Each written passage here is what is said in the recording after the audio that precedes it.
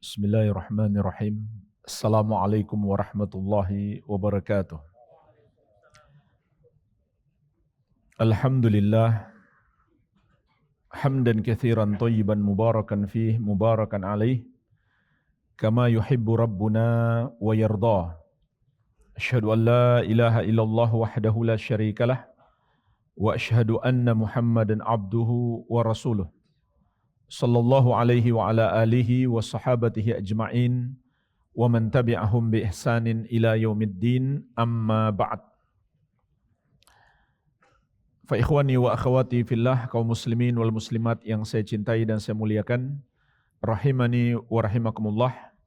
Semoga Allah Subhanahu wa taala senantiasa mencurahkan rahmatnya kepada kita sekalian. Sesungguhnya termasuk nikmat terbesar yang Allah berikan kepada kita adalah Allah berikan hidayah untuk menghadiri majelis ilmu. Dan Allah berikan kemudahan.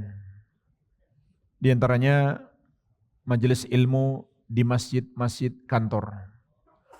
Di sela-sela kesibukan kita bekerja, Allah Subhanahu wa taala masih berikan kemudahan untuk mendatangi majelis ilmu. Jemaah sekalian, ini nikmat yang sangat besar.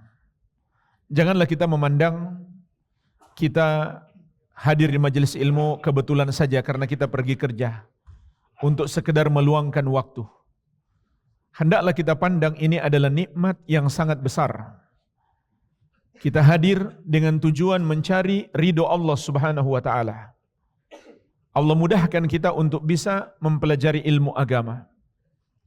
Karena menuntut ilmu agama itu adalah kunci segala kebaikan.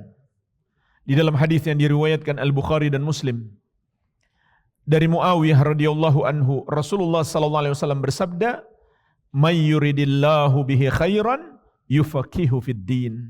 Barang siapa yang Allah kehendaki kebaikan baginya, maka Allah akan pahamkan dia dengan agama.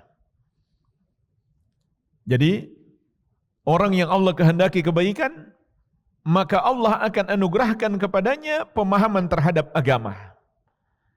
Dan pemahaman terhadap agama tidak mungkin didapat kecuali diawali dengan menuntut ilmu. Sebagaimana sabda Nabi sallallahu alaihi wasallam, "Innamal ilmu bitta'allum wal fiqhu bittafaqquh."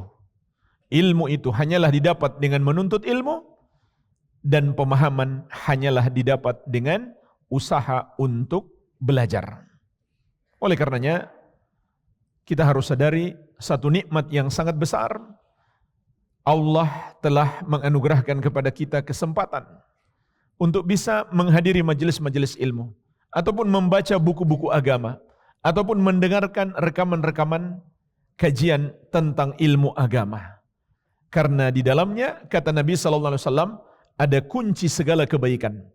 Sampai kata Al-Hafidh Ibnu Hajar Al-Asqalani Asy-Syafi'i rahimahullah, "Wa mafhumul hadith anna man lam yatafaqqah fid din ay yata'allam qawaidal Islam wa ma yattasilu bihi minal furu' faqad hurimal khair." Mafhum hadis ini adalah barang siapa yang tidak melakukan tafaqquh fid din, yaitu tidak berusaha untuk mempelajari ilmu agama, tidak kaidah-kaidahnya, tidak pula cabang-cabangnya, maka sungguh dia telah dihalangi untuk mendapatkan kebaikan. Artinya itu menunjukkan Allah Subhanahu wa taala tidak menghendaki kebaikan baginya. Berarti orang yang Allah mudahkan untuk belajar ilmu agama, itu adalah pertanda Allah Subhanahu wa taala menghendaki kebaikan baginya. Sebab jemaah sekalian, seluruh kebaikan ada di dalam agama Allah Subhanahu wa taala. Kita bisa menjalani hidup dengan baik kalau kita mengikuti ajaran-ajaran agama. Dan untuk bisa mengikuti ajaran-ajaran agama, kita perlu belajar. Kita perlu menuntut ilmu. Sehingga di dalam hadis yang diriwayatkan Imam Muslim dari Abu Hurairah radhiyallahu anhu, Rasulullah sallallahu alaihi wasallam menegaskan, "Man salaka tariqan yaltamisu fihi ilman sahalallahu lahu bihi tariqan ilal jannah. Barang siapa menempuh suatu jalan untuk mempelajari ilmu agama, maka Allah akan memudahkan baginya jalan masuk surga. Berdasarkan hadis ini para ulama mengatakan menuntut ilmu, mendalami ilmu agama itu adalah jalan pintas masuk surga. Kenapa jemaah sekalian? Karena semakin kita belajar ilmu agama, maka keimanan kita kepada Allah akan semakin kuat. Sehingga kita menjadi orang yang semakin bertakwa kepada Allah Subhanahu wa ta'ala. Itulah sebabnya orang yang paling kuat imannya dan orang yang paling bertakwa kepada Allah Subhanahu wa ta'ala adalah Nabi Muhammad sallallahu alaihi wasallam. Karena beliau orang yang paling berilmu tentang Allah, paling mengetahui tentang hukum-hukum syariat Allah Subhanahu wa ta'ala. Sehingga jadilah beliau orang yang paling beriman dan paling bertakwa kepada Allah Subhanahu wa ta'ala. Sebagaimana juga firman Allah Subhanahu wa ta'ala, innama yakhsyallaha min ibadihi al-ulama. Hanyalah yang benar-benar takut kepada Allah dari hamba-hambanya itu adalah orang-orang yang berilmu. Ini jemaah sekalian, faidah ilmu yang paling penting untuk menguatkan iman kita kepada Allah Subhanahu wa ta'ala dan juga kepada apa yang Allah wajibkan untuk diimani, yaitu seluruh ajaran Islam. Semakin kita belajar, itu akan semakin mengokohkan keimanan kita. Dan juga mengapa orang yang menuntut ilmu agama Allah akan mudahkan baginya jalan menuju surga? Karena menuntut ilmu itu adalah amalan yang Allah cintai. Sehingga Allah akan berikan balasan yang sangat besar bagi orang yang mau mempelajari ilmu agama. Bahkan jemaah sekalian, tatkala kita mendengar hadis-hadis Nabi Muhammad SAW, beliau pernah mendoakan secara khusus orang yang mau pelajari hadis-hadis beliau. Naddarallahu mra'an sami'a maqalati fawa'aha wa hafidhaha wa ballaghaha kama sami'aha. Semoga Allah menjadikan bergembira, berseri-seri dan bercahaya wajahnya orang yang mendengarkan ucapanku, kemudian dia pahami, kemudian dia berusaha menghafalkan, kemudian dia sampaikan kepada orang lain. Jadi orang yang berusaha belajar hadis-hadis Nabi Muhammad SAW, beliau telah mendoakan kebaikan untuknya. Semoga wajahnya bercahaya dan bergembira. Cahaya di dunia jemaah sekalian maksudnya adalah cahaya hidayah. Dengan menuntut ilmu, inilah jalan menuju hidayah. Dan cahaya di akhirat adalah cahaya yang Allah anugerahkan kepada orang-orang yang beriman. Cuma kita tidak tahu pasti seperti apa cahaya tersebut. Yang jelas itu akan membuat mereka bergembira, sehingga Allah Subhanahu wa taala berfirman, wujuhu yauma idzin nadhirah ila rabbiha nadhirah. Pada hari itu wajah-wajah mereka berseri-seri, bergembira karena mereka melihat kepada Rabb mereka. Ini di antara nikmat surga. Allah akan jadikan orang-orang beriman itu melihat wajah Allah Subhanahu wa taala sehingga mereka bergembira. Ini di antara makna doa Nabi Muhammad SAW untuk orang-orang yang mau mempelajari hadis-hadis beliau. Apalagi kalau yang kita pelajari Al-Quran. Maka Rasulullah SAW mengatakan, khairukum man ta'allamal Qur'ana wa 'allamahu. Sebaik-baik kalian adalah orang yang mempelajari Al-Quran dan mengajarkannya kembali. Sama saja, dia mempelajari cara membacanya, dan ada lagi yang lebih penting, mempelajari tafsirnya, mempelajari apa yang bisa dipetik dari setiap ayat untuk bisa kita amalkan. Ini yang paling penting. Itulah yang kita dapatkan di majelis ilmu. makna-makna yang terkandung di dalam ayat maupun dalam hadis-hadis Nabi Muhammad sallallahu alaihi wasallam. Kata beliau, barang siapa mempelajarinya dan mengajarkannya kembali, dialah sebaik-baik manusia di sisi Allah Subhanahu wa taala. Dan juga jemaah sekalian, sesungguhnya menuntut ilmu dan mengamalkannya itu doa kita setiap hari. Cuma banyak orang nggak paham dengan doa ini. Padahal setiap hari dia baca. Tapi dia nggak ngerti apa yang dia minta. Yaitu dalam doa, ihdinas siratal mustaqim, siratal ladzina an'amta alaihim, ghairil maghdubi alaihim, waladdallin. Artinya, ya Allah, berikanlah kami hidayah kepada jalan yang lurus, yaitu jalannya orang-orang yang Engkau berikan nikmat atas mereka. Jemaah sekalian, siapa yang dimaksud orang-orang yang Allah berikan nikmat, dan nikmat apa yang Allah berikan kepada mereka? Maka para ulama ahli tafsir menjelaskan, orang-orang yang Allah berikan nikmat itu adalah para nabi dan rasul, terutama Nabi Muhammad SAW, kemudian para sahabat beliau radhiyallahu taala anhum ajma'in. Lalu nikmat apa yang Allah berikan kepada mereka? Para ulama ahli tafsir menjelaskan yang dimaksud nikmat di sini adalah nikmat ilmu dan amal, bukan nikmat harta. Sebagaimana juga sabda Nabi SAW, innal ulama warathatul anbiya wa innal anbiya lam yuwarrithu dinaran wala dirhaman innama warrathul ilm faman akhadahu faqad akhadha bihaddin wafir. Sesungguhnya para ulama, orang-orang yang berilmu adalah pewaris para nabi. Lihat jemaah sekalian, keutamaan orang yang berilmu. Kedudukan mereka di tingkat yang kedua setelah para nabi dan rasul. Sesungguhnya orang-orang yang berilmu, kata Nabi SAW, adalah pewaris para nabi. Dan para nabi tidaklah mewariskan dinar dan dirham. Para nabi dan rasul tidak mewariskan harta. Innama warrathul ilm. Para nabi hanyalah mewariskan ilmu. Faman akhadahu faqad akhadha bihadzin wafir. Barang siapa mengambil warisan para nabi tersebut, maka dia telah mengambil warisan yang melimpah. Sampai suatu hari Abu Hurairah radhiyallahu anhu datang kepada orang-orang yang ada di pasar. Kata beliau, kenapa kalian masih di sini? Enggak ikutan ambil warisan Nabi sallallahu alaihi wasallam? Tuh lagi dibagi-bagi di masjid.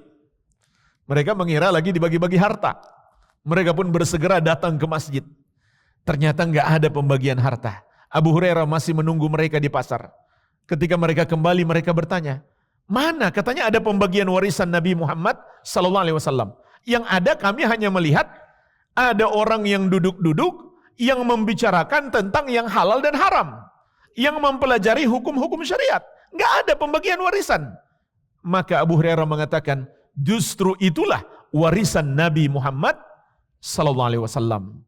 Ilmu agama yang ada dalam Al-Quran dan Sunnah. Sebagaimana juga sabda beliau, taraktu fikum amrayni ma in tamassaktum bihima lan tadillu abadan, kitabullah wa sunnata rasuli. Aku tinggalkan kepadamu dua perkara. Kalau kamu masih berpegang teguh dengannya, kamu tidak akan tersesat selama-lamanya. Yaitu kitab Allah, Al-Quranul Karim, dan sunnah Rasulnya, atau hadis-hadis beliau sallallahu alaihi wa ala alihi wasallam. Disitulah ilmu yang beliau wariskan kepada kita. Ini jemaah sekalian yang setiap hari kita minta kepada Allah. Minta ilmu dan amal.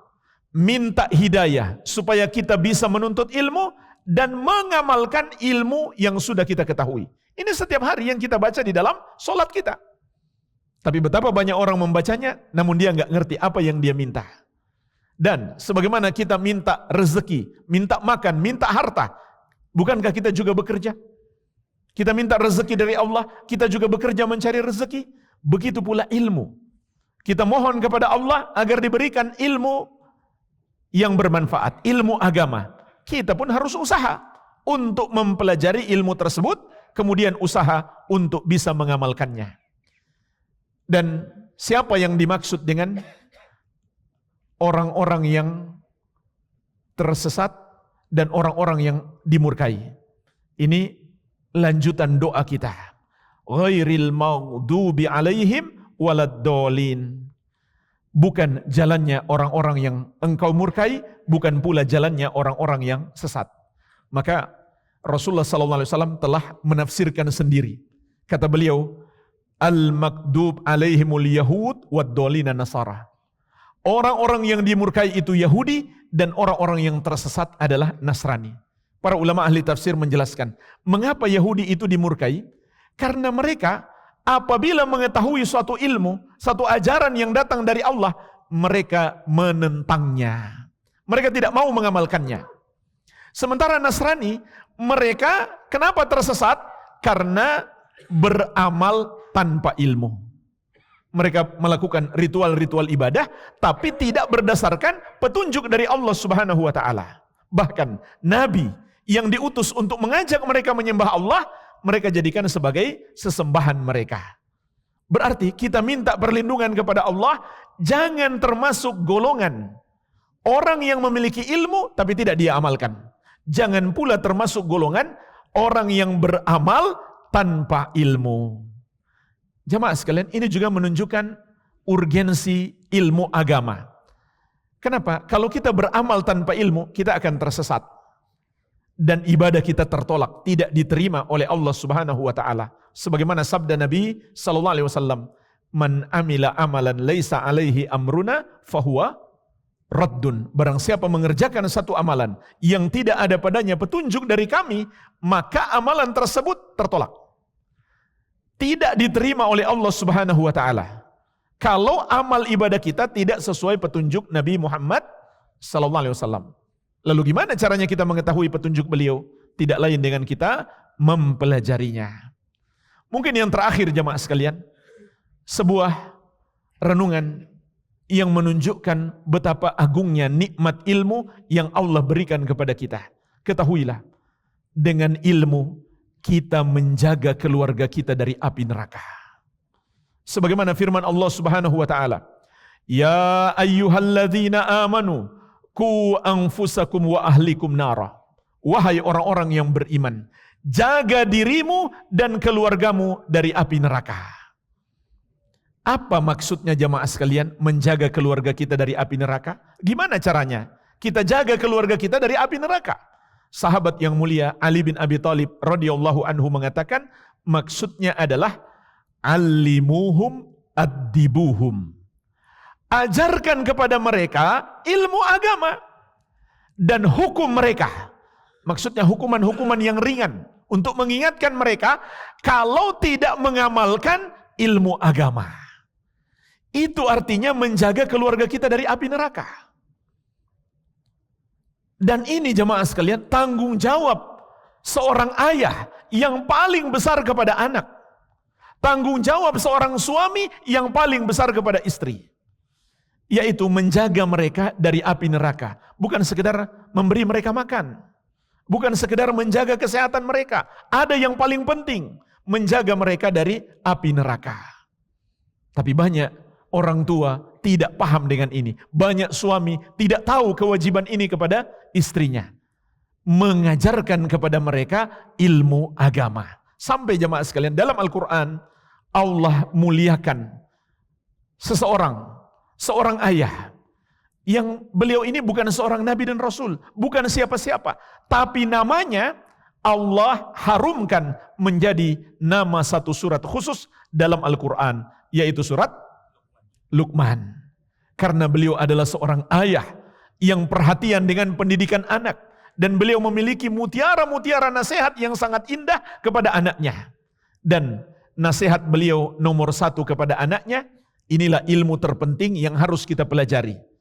Kata beliau, "Ya bunayya la tusyrik billah, inna syirka la zulmun azim." Wahai anakku, janganlah engkau mempersekutukan Allah, karena sesungguhnya mempersekutukan Allah itu adalah kezaliman yang sangat besar.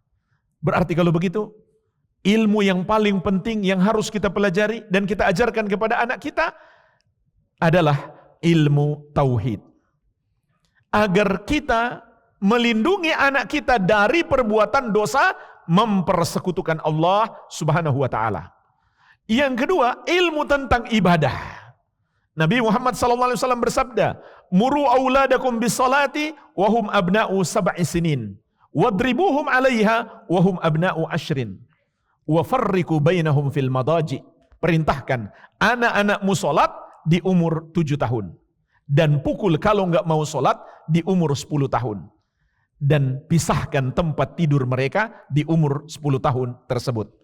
Namun jemaah sekalian, makna pukul di sini hanyalah pukulan ringan, pukulan yang tidak membekas, dan bukan pukulan untuk melampiaskan amarah, tapi pukulan dengan niat untuk memberi pendidikan.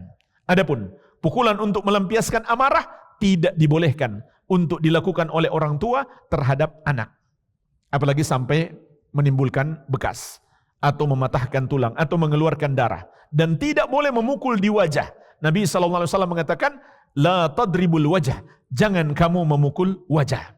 Begitu pula tidak boleh memukul di anggota tubuh yang rawan, seperti di bagian dada, kepala, dan semisalnya. Jadi, perintahkan anakmu sholat. Makna perintah di sini jemaah sekalian bukan suruh sholat begitu saja, tapi ajarkan dia cara sholat yang benar. Gimana caranya kita mengajarkan cara sholat yang benar kalau kita nggak belajar?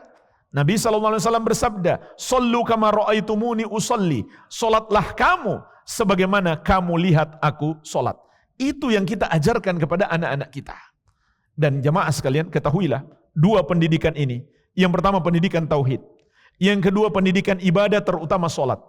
Ini adalah dua benteng terkuat anak-anak kita dari gangguan dan godaan setan, baik setan manusia maupun setan jin, dan hawa nafsu yang menjerumuskan mereka pada perbuatan yang haram. Itu sebabnya pendidikan akan menjaga mereka dari api neraka. Karena dengan pendidikan, ilmu agama akan membuat benteng dalam diri mereka. Benteng yang paling kuat adalah tauhid. Kemudian sholat. Sebagaimana firman Allah Subhanahu wa taala, "Inna sholata tanha 'anil fahsya'i wal munkar." Sesungguhnya sholat itu mencegah dari perbuatan keji dan mungkar. Yang ketiga jemaah sekalian, ilmu tentang pendidikan adab dan akhlak. Coba dari mana kita dapatkan? 10 tahun suruh pisah tempat tidur mereka. Itu dari Nabi Muhammad SAW. Ini ilmu yang sangat penting, diperlukan setiap orang tua untuk menjaga adab dan akhlak anak-anaknya. Wa farriqu bainahum fil madaji. Kata beliau, pisahkan tempat tidur mereka di umur 10 tahun. Ini penting agar mereka tumbuh dalam keadaan fitrahnya terjaga dan tertutup pintu-pintu setan untuk menjerumuskan mereka pada perbuatan-perbuatan yang buruk. 3 ilmu yang harus didalami oleh setiap orang tua. Ilmu tauhid, ilmu tentang ibadah, ilmu tentang adab dan akhlak untuk bisa mendidik orang tuanya. Jemaah sekalian, kalau orang tua itu enggak belajar, ini sangat berbahaya. Tanpa sadar, dia bisa saja menjadi orang yang paling jahat kepada anaknya. Padahal seharusnya dia orang yang paling baik kepada anaknya. Tapi karena dia enggak ngerti, enggak belajar, enggak paham ilmu agama, tanpa sadar dia menjadi makhluk yang paling jahat kepada anak. Sebagaimana sabda Nabi SAW, "Kullu mauludin yuladu alal fitrah." Setiap anak lahir di atas fitrah. Fa'abawahu yuhawidani au yunassirani au yumajjisani. Namun kedua orang tuanya lah yang menjadikan dia Yahudi atau Nasrani atau Majusi. Kedua orang tuanya yang menyesatkan dia, yang menjerumuskan dia ke neraka. Tapi mereka mengira sedang menuntun dia ke surga. Itu masalahnya. Kenapa? Karena ketidaktahuannya. Dia memberi contoh, memberi pengajaran-pengajaran yang salah kepada anak. Dia mengira sedang mengajarkan kebaikan.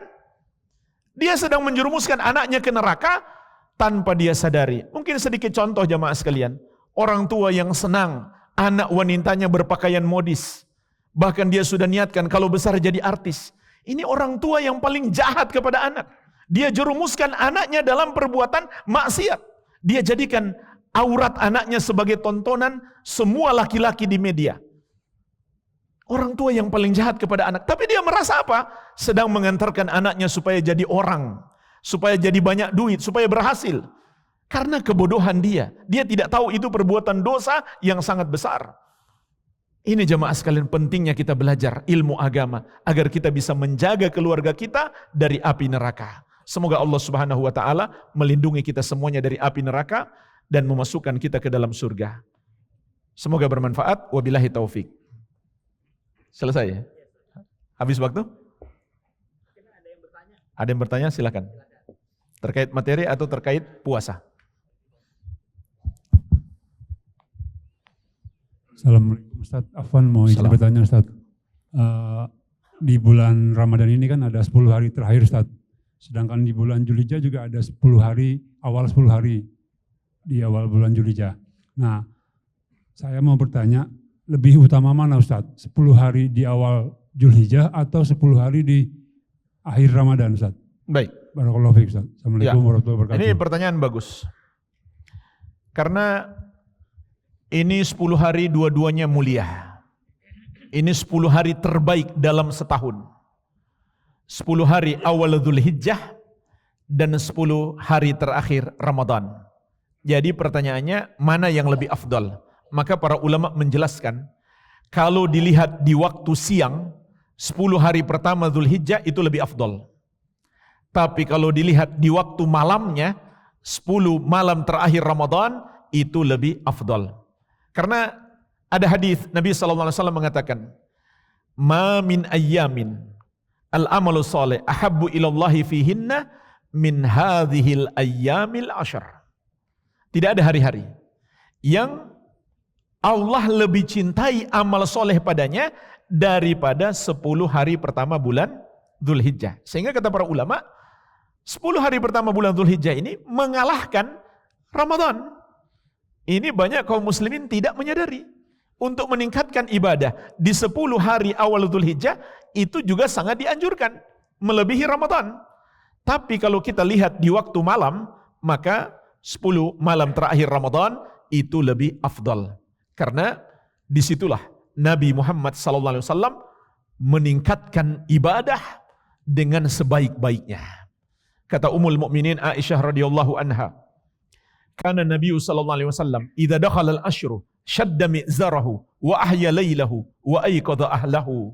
Nabi sallallahu alaihi wasallam apabila masuk 10 malam terakhir Ramadan, beliau melakukan 3 hal. Yang pertama, beliau tidak berhubungan suami istri sama sekali. Untuk fokus ibadah. Dan juga beliau melakukan i'tikaf. Tinggal di masjid selama 10 hari full. Tidak keluar kecuali karena kebutuhan manusia. Yang kedua, beliau menghidupkan malam. Maksudnya kata Imam Nawawi rahimahullah, beliau di 10 malam terakhir Ramadan tidak tidur sama sekali. Ini termasuk sunnah khusus untuk 10 malam terakhir Ramadan, kita tidak tidur demi memperbanyak ibadah. Bukan tidak tidur kemudian main HP ya, tapi memperbanyak ibadah. Ini menunjukkan kemuliaan malam ini. Bahkan yang ketiga, beliau membangunkan keluarganya. Artinya di malam Ramadan sebelumnya, beliau tidak sampai membangunkan keluarganya. Tapi di 10 malam terakhir, beliau bangunkan untuk ibadah. Dan juga jemaah sekalian, karena di salah satu malamnya ada Lailatul Qadar. Allah Subhanahu wa taala berfirman, "Lailatul Qadri khairum min alfi syahr." Lailatul Qadar itu lebih baik daripada 1000 bulan. Artinya, amal ibadah kita di malam itu lebih baik daripada amalan yang dilakukan selama 1000 bulan tanpa henti. Maka jangan kita sia-siakan. Cuma kapan Lailatul Qadar itu? Kita tidak tahu pasti, bisa jadi berpindah-pindah setiap tahun, namun satu yang pasti, dia ada di salah satu dari 10 malam terakhir Ramadan. Sebagaimana sabda Nabi SAW, "Taharrau Lailatul Qadri fil ashril awakhir min Ramadan." Carilah Lailatul Qadar itu di 10 malam terakhir Ramadan. Demikian, wallahu alam. Satu lagi, silakan. Langsung aja. Di 10 malam terakhir Ramadan kan masjid-masjid itu mengadakan iktikaf biasa saja.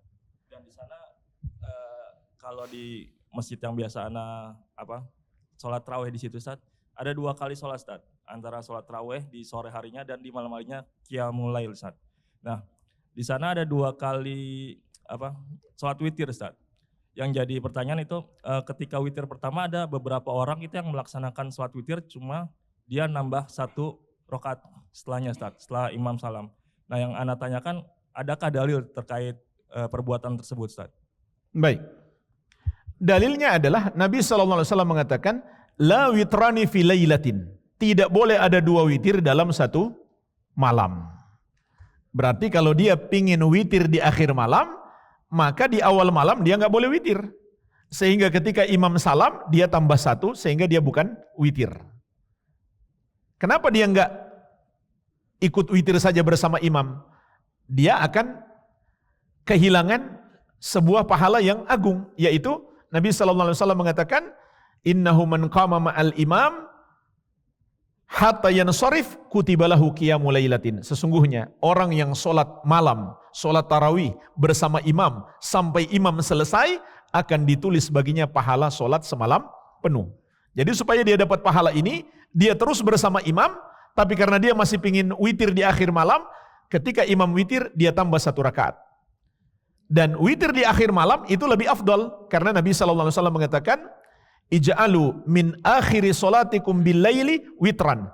Jadikan solat malam kalian yang terakhir di waktu malam adalah witir. Jadi ini semua dalil-dalil yang membolehkan cara tersebut. Wallahu alam. Semoga bermanfaat. Lebih dan kurangnya saya mohon maaf. Wabillahi taufik. Subhanakallahumma wa bihamdik. Asyhadu an la ilaha illa anta astaghfiruka wa atubu ilaik. Wa sallallahu ala nabiyina Muhammadin wa alihi wasallam. Walhamdulillahi rabbil alamin. Wassalamualaikum warahmatullahi wabarakatuh.